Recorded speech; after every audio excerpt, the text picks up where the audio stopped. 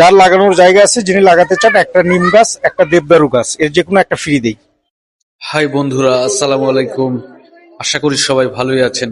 জাতীয় বৃক্ষ মেলা 2024-এর পুরো মেলা প্রাঙ্গণটি বিস্তারিতভাবে আজকে আপনাদের সামনে আমি উপস্থাপন করব। অনেকেই মেলায় এসেছেন, গাছ কিনেছেন।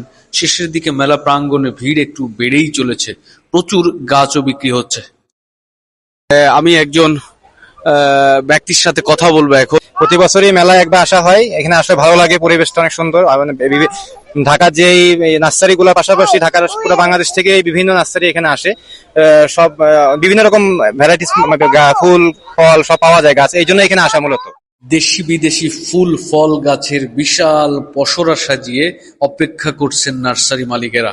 আপনার কাছে মনে হবে আপনি কোনো রিসোর্টে বা উদ্যানে ঘুরতে এসেছেন। সত্যিই অসাধারণ, আপনার মন ভরে যাবে। যারা বৃক্ষ রোপণ করতে, ছাদ কৃষি করতে অথবা বেলকনি সাজাতে চান, তারা কিন্তু মিস করবেন না। বাংলাদেশের বিভিন্ন জেলা থেকে আগত নার্সারিগুলো বাগান বিলাসী গাছগুলোর পসরা নিয়ে বসেছে, কম টাকায় বিক্রিও করছে। এদিকে আপনার বাগান পরিচর্যার জন্য যে ধরনের যন্ত্রপাতি লাগে সেগুলোও কিছু কিছু স্টলে সাজানো আছে, যেমন ছুরি, টেঙ্গি, কোদাল, বেলচা, মগ, জগ, কাটার সহ সবই আপনি পাবেন সেখানে। পাশাপাশি সব ধরনের দেশি বিদেশি ফুল ফল শাকসবজির বীজও পাবেন। খান নার্সারির 10 লক্ষ টাকার খেজুর গাছ দেখতে কিন্তু ভুলবেন না, যেটি কিছুদিন আগে সাদিক এগ্রোর ছাগল কাণ্ডের মতো ভাইরাল হয়েছে। নানা রকম দেশি বিদেশি আমের গাছ, দেশি প্রজাতির সবচেয়ে বড় জামের গাছও পাবেন।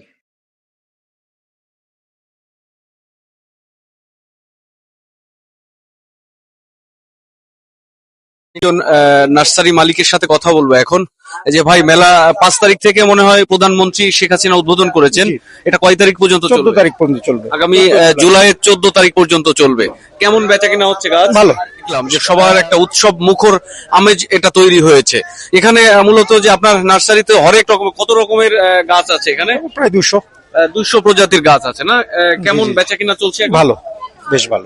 14 তারিখ পর্যন্ত, দর্শক, 14 তারিখ পর্যন্ত মেলা চলবে। কেমন দামের মধ্যে বিক্রি করছেন? মোটামুটি রিজনেবল তো নাকি? 50 থেকে শুরু করে 300, আর যেগুলো অন্য গাছ আছে মোটামুটি 1000 উপরের কোনো গাছ নাই। আমি মূলত হচ্ছে উৎপাদক।